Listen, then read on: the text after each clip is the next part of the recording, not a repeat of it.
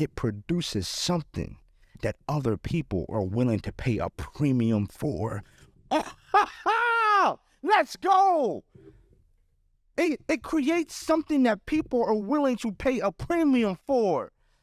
What are you saying, Rousawn? I'm saying that your test is an opportunity for a testimony.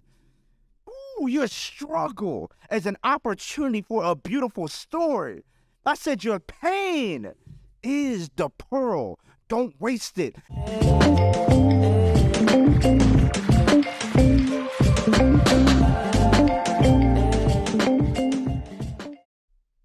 What's up, and welcome to the Unruly Podcast. I'm your host, Rousawn Dozier. Let me ask you a question out the gate, because this is probably going to be the part of the pod that if you're going to jump off, you're going to jump off now, because I'm going to offend some people. I'm going to bother you with this one, and I'm going to go ahead and say it out the gate. I do not like the beach. I know there's already people signed off. There's already people like, I can't stand my man's face right now. I get it. Like, you're mad because most people love the beach.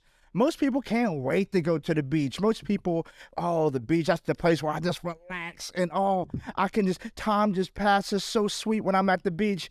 And I'm the guy like, I can't. This is different. Like, who wants to be outside? It's 142 degrees. The sand getting in your food if you're eating on the beach, and your drinks, right? Your kids running around.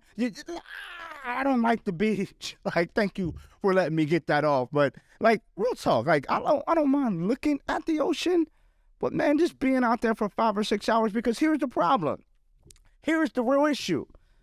Especially when you're not going to the beach, it's not just you and your wife, right? You know that's a different kind of vacation. Oh, babe, if you're watching, if you're listening, man, would you take me to the beach just with you and leave those 3 kids of ours at home? Like, for real, man. Like, I want to relax with you on the beach.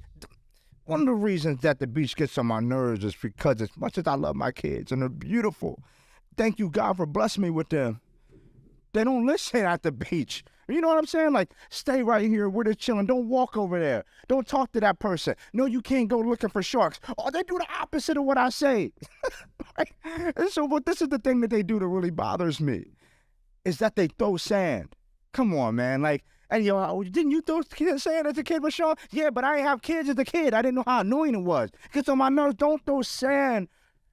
And the parents listening to this right now, you're like, don't throw sand because it's going to get in your eyes. You said it, right? Like, sand is dangerous, so it gets in your eyes. I found out something. I found out that if sand gets in your eye, not only is it painful, I learned that the hard way. I've experienced that. I've gotten sand out of my kid's eye. I've gotten sand out of my own eye. But I learned that if sand is left in someone's eye for up to 12 hours, it could cause permanent damage. Like, it can scratch your retina, right? And if it goes beyond that 12 hours and it scratches the retina and it's not taken out, within 24 to 48 hours, a person could begin experiencing infection. Like, Rousawn, what are you talking about right now? Bear with me. Like, we're getting somewhere. Like, sand is dangerous. Scratches the retina. If not attended to, it goes on longer. Within 48 hours, it could start causing infection. And beyond that, depending on how bad the infection gets, it could result in permanent removal of the eye. Come on, bro. No! Hey, I don't love the beach that much to have one eye. One eye because I was at the beach. Nah, not me. Not you either. Like, I want you to think about that when you go to the beach, but that's why I tell my kids, stop throwing sand. Because that sand can actually hurt you. Sand is bad. But you know what's interesting? Like, as much as I love studying and reading, I sometimes hate when I find something that contradicts what it is that I want to believe. Like, sometimes I just want to be right instead of getting it right. And so I was reading, in addition to what I was reading about how scary sand is, about how dangerous sand is, I was reading something about what sand does, not in an eye, but in an oyster. What sand does in an oyster. And hear this for all my seafood eating people. Y'all are nasty for eating oysters, man. I don't care how much hot sauce you put on it, how much salsa. It's disgusting. Well, I don't even like mine raw. I like oyster Rockefeller. That's why you heat it up. I don't care how you like it.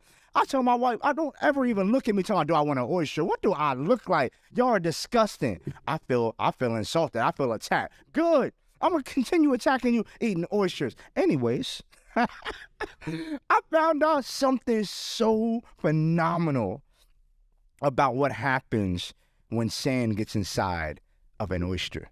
Because we just learned that in the human eye, it's scratching and irritating the eye. It could cause infection. And depending on how long it's in the eye, it could lead to removal of the eye. But in an oyster, that same piece of sand gets inside of an oyster, and the oyster is irritated by the sand. And so, much like an eyeball, the oyster itself doesn't like the sand either.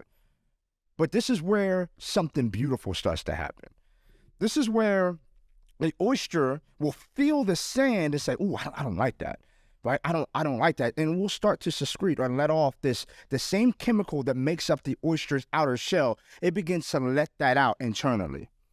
And over the course of weeks and months, it continues to slowly let out this chemical. And now this grain of sand begins to take on a different type of shape. It begins to take on a different type of personality. It begins to look different and even feel different to the oyster than it did. And once it does that long enough and it just sits there and it hardens, that piece of sand goes from being a piece of sand to a pearl. Did you hear that? You know your grandmother's necklace, right? You know, boy, don't touch my pearl necklace. You know what I'm talking about? All that pearl is a piece of sand that the oyster decided to do something with. Don't miss what I'm saying in this place.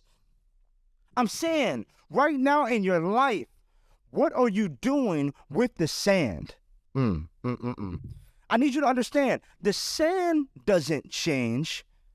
The substance changes the sand.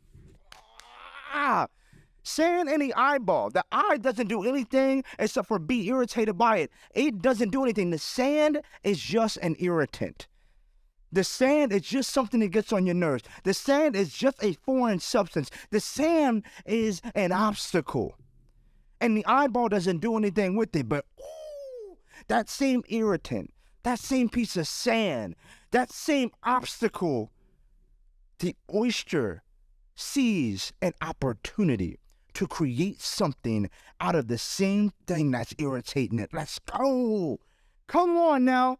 You know, you don't come to my podcast for me to just talk greasy. You don't come to my podcast to not be able to shift your perspective and reframe your mindset. My question to you is, what are you doing with the irritants in your life? I'm not just talking sand anymore. I'm not talking eyeballs. I'm not talking oyster. I'm talking about, what are you doing with the sand? Because there's some people in life have taken that sand, the same sand that you're feeling, the same sand that's making you uncomfortable. Some people have taken that same piece of sand, and instead of experiencing struggle, they leverage it to have success. It's not the sand, it's you. And what are you doing with it? The eyeball is infected. The eyeball is uncomfortable. The eyeball is in danger of being removed. But the oyster said, thank you for the sand. Because without the sand, without the pain, without me being uncomfortable, I could never produce this pearl. I could never produce the pearl. The oyster is grateful for the sand because the sand is just an irritant that gave an opportunity to be transformed. What's the sand in your life? Come on, like what I want you right now. We're going to spend a couple minutes just dissecting what you're doing with your opportunity. Don't talk to me about an obstacle. Don't talk to me about the struggle. Talk to me about the success. Talk to me about the opportunity. What are you doing? Because you're so focused on looking at the sand, at the irritation, instead of looking at the sand at the potential promotion. What are those things that you've experienced? Loss. Maybe you lost a job. Maybe you've lost some relationships. Maybe you've tricked off and messed up your money. And now you're looking at it and it's just this irritation and you don't like it, but you have to do something with it. I had a mentor say, do not waste the pain. Because the pain, in oyster's case, is what produces the pearl. What irritants are you dealing with? I remember legitimately waking up and finding out that I was diabetic. Like, real talk, like, you all may have heard me say on the side, oh, I'm diabetic, but no, real talk. Like, I found out that I was diabetic at a time when I was traveling, at a time when I was building my business. I didn't have time to have diabetes, right? Like, that was a moment of pain. Come on, we had just come out of COVID. I was just trying to get back on my feet. Come on now, I got diabetes now? Are you serious? But it's not about the irritant. It's about what are you going to do with it? And so I said to myself, okay, God, thank you. Thank you for shining light on the fact that I have not been taking care of myself. Thank you for giving me this opportunity to get better. And I said, okay, I might have diabetes today, but I won't have it tomorrow. Like, even the doctor was like, man, this is something you'll struggle with the rest of your life. I said, doctor, I no disrespect. I respect you. I respect your education. Hear me on this. I won't have it. Maybe you talk to people who, you know, have gotten diabetes because of poor lifestyle choices, you know what I mean? Like, but I'm not one of them. I'm that person about to take this irritant and create something beautiful. That was 1.5 years ago. I was on 36 units of insulin, y'all. Today, at the time of recording this, I don't require any insulin. Why? Because I said, this is my opportunity. This is my grain of sand. This is my moment to take that and create the best health that I've ever had. So now I'm in the best shape I've been in a really, really, really long time. Why? Because I chose to see the potential for the pearl instead of potential for a problem. And so I'm asking you right now, I want you to take inventory. Take some time. If you need to pause this, take some time, pause it. Write down, okay, I've been looking at my problems wrong. I've been looking at my obstacles as things that are keeping me from instead of promoting me to. This is an opportunity. And that pearl is discreet slowly over time and takes that same grain of sand and produces something that's beautiful. And not only is it beautiful, it produces something that other people are willing to pay a premium for. Let's go! It creates something that people are willing to pay a premium for. What are you saying, Rousawn? I'm saying that your test is an opportunity for a testimony. Ooh, your struggle is an opportunity for a beautiful story. I said your pain is the pearl. Don't waste it. And so look, I'm telling you right now, like, not only is the thing that you're going through going to be something that you can leverage the lessons and go to the next level, the thing that you're going through is actually going to be a story that you tell to help somebody else level up. You don't realize how many things I've gone through in my life that just by enduring, just by getting stronger, was I able to now speak and encourage and inspire and motivate people. Why? Because you're special, Rousawn? No, I'm good looking, sure, but I'm not any more special. I just want to take the sand and create a pearl. And so I'm challenging you. I want you to do that. If not for you, for somebody that's coming after you. Take the sand and make a pearl. Hey, I still don't like the beach, though. I'll be real with you. I still don't like the beach. But every time I'm on the beach now and I look around and I see the sand, I don't just see the sand. I see the pearls. I don't see the struggle. I see the success.